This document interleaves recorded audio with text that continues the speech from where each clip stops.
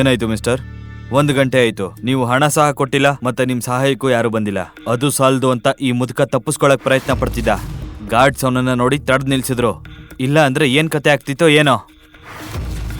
ನೋಡಿ ಮಿಸ್ಟರ್, ಈಗ 2 ಗಂಟೆ, 5 ಗಂಟೆ ಒಳಗೆ ನೀವು ಆಂಟಿಕ್ ಸ್ಟ್ಯಾಚ್ಯೂಗೆ ದುಡ್ಡು ಕೊಟ್ರೆ ಸರಿ, ಇಲ್ಲ ಅಂದ್ರೆ ಪೊಲೀಸ್ನ ಕರ್ಸಿ ಈ ಮುದುಕನ್ನ ಅರೆಸ್ಟ್ ಮಾಡಿಸ್ತೀನಿ. ಈಗ ನಿಮ್ಮಿಬ್ರನ್ನ ನೋಡ್ಕೊಳ್ಳೋದಕ್ಕೆ ಗಾರ್ಡ್ಸಿಗೆ ಹೇಳಿದೀನಿ, ಗೊತ್ತಾಯ್ತಾ? ಸರಿ, ಕೇವಲ 2 ನಿಮಿಷ, ನಾವು ಏನಾದ್ರೂ ವ್ಯವಸ್ಥೆ ಮಾಡ್ತೀವಿ, ಬನ್ನಿ. ಮಾವ, ಇವರು ಹಣ ಕೊಡೋವರೆಗೂ ನಮ್ಮನ್ನ ಬಿಡೋದಿಲ್ಲ. ಆದ್ರೆ ನಾನ್ ಹೇಗ್ ಜೈಲ್ಗೆ ಹೋಗ್ಲಿ? ಆಗಲ್ಲ, ನೀನೇ ಏನಾದ್ರು ಮಾಡು. ನನ್ ಬದಲು ನೀನೇ ಜೈಲ್ಗೆ ಹೋಗು. ಹೇಗಿದ್ರು ನಮ್ಮ ಮನೇಲಿ 3 ವರ್ಷ ಬಿಟ್ಟಿಯಾಗಿದ್ದೆ, ನನಗಾಗಿ ನೀನು ಇಷ್ಟು ಸಹ ಮಾಡ್ಲಿಲ್ಲ ಅಂದ್ರೆ ಹೇಗೆ? ಮಾವ, ನಾನು ಜೈಲಿಗೆ ಬೇಕಾದ್ರೂ ಹೋಗ್ತೀನಿ, ಆದ್ರೆ ಇವರು ನಮ್ಮನ್ನ ಸುಮ್ಮನೆ ಬಿಡಲ್ಲ. ಮ್ಯಾನೇಜರ್ ಹೇಗ್ ಮಾತಾಡ್ದ ಅಂತ ನೀವೇ ನೋಡಿದ್ರಿ ಅಲ್ವಾ? ಹಾಗಾದ್ರೆ ಅವ್ರಿಗೆ ಹಣ ಕೊಡು. ಅವರಿಗೆ 30 ಲಕ್ಷ ಕೊಡ್ಬೇಕು, ನನ್ನ ಬಳಿ 30 ರೂಪಾಯಿ ಸಹ ಇಲ್ಲ.